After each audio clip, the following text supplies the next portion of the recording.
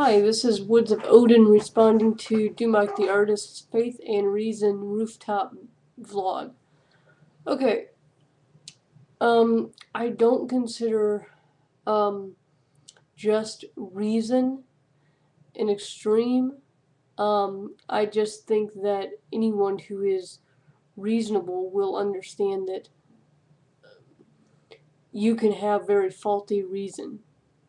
And it's smart to be humble and approach things well scientifically. That means admit that we're wrong. When we're wrong, look at the evidence, be ready to revise our opinions when evidence doesn't support what we think, etc. And I also think that even if one thinks religion, even if one is an anti-theist, um, which I'm not, I'm an agnostic, but even if one is a very staunch anti-theist, positive atheist, there almost absolutely definitely is not a God, where's the evidence, etc., as opposed to I don't see any evidence for a God, etc., blah, blah, blah, positive atheism, negative atheism, blah, blah, blah, blah, blah, blah. Okay. Yeah. But my point is, even the most staunch anti-theists need to leave room for other people to be religious. I don't think that means that just reason is an extreme. I think it's extreme to say that today I think this is reasonable, therefore I won't change my opinion, and the ends justify the means, and that everyone else is wrong, and I have to be closed-minded and can't listen to anybody else, etc. And yes, that is fundamentalism. Um, Now, from my own experience, um, I actually deconverted from polytheism. It's a rare occurrence that somebody does that because usually people deconvert from what they were raised in. And whether it's hard or easy, people often don't find another religion, and even those who find pagan religions, they don't do it like me. The pagan religion that they find is usually a stage of their deconversion, and that's okay. I'm not criticizing anybody. I'm not saying that I'm better than anybody. Um,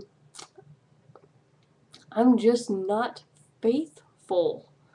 I just can't. I just can't sit here and honestly say I believe that there are these particular gods, yet I can't show you evidence. I I can't do that, and I won't try. And that's what ultimately took me from being a polytheist to an agnostic. And there are many people, understandably so, who consider being an agnostic a step toward actually finally becoming an atheist.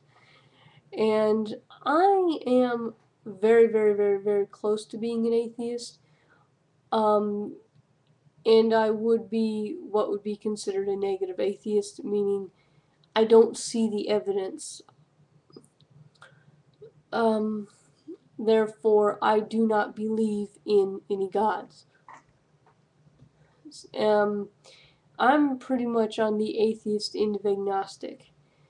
And I've talked to many friends about religious experiences that I have had. I still have religious experiences. They're actually fairly easy for me to sit down and induce. I can do it now.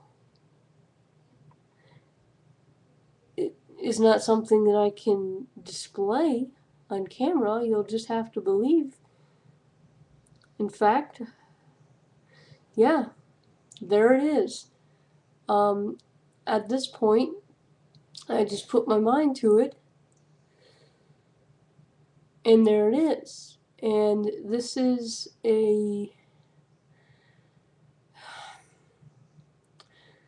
something I recently used to write a story.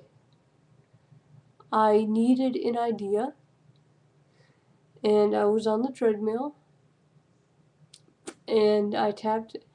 It was a very strange day. My brain chemistry was already going kind of nuts. Okay, so I was on the treadmill, and I tapped into it yet further, and had a conversation. And now, it's not a voice in the sense of an audible voice. Very rarely are they. It's a voice in the sense of feelings.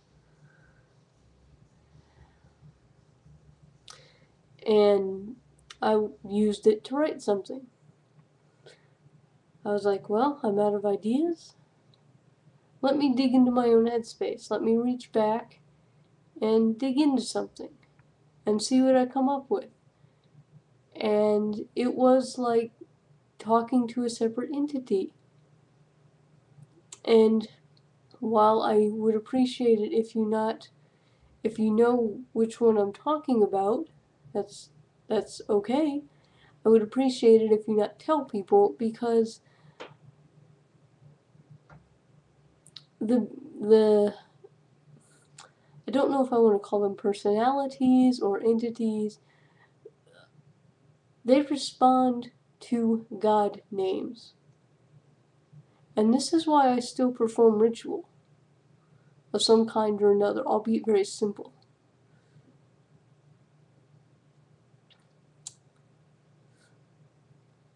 But I have come to the understanding that these things are in my head. That doesn't mean they're stupid, or it doesn't mean that I'm crazy. It just means that I experience life in a way that many other religious people do. And I just have a different interpretation.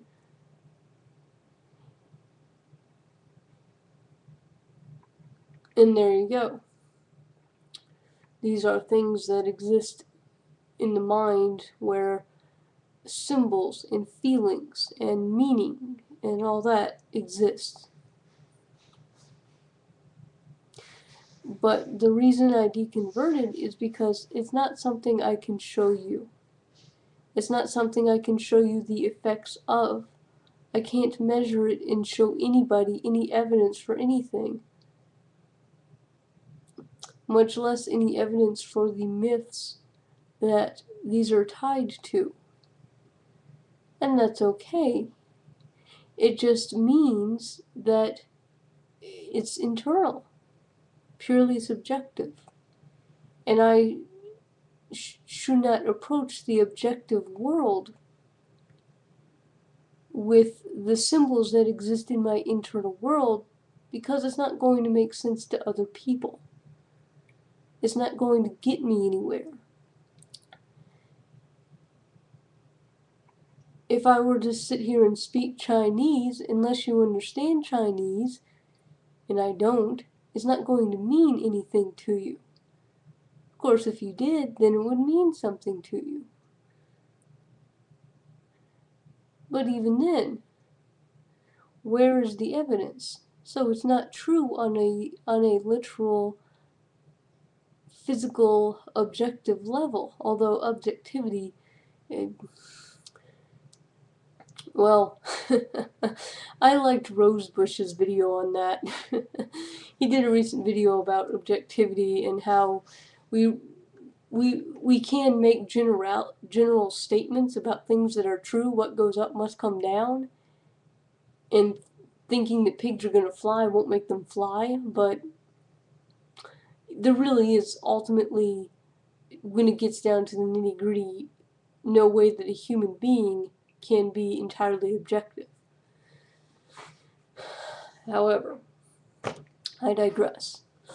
So that's why I deconverted and became agnostic and pretty gosh darned atheistic about it.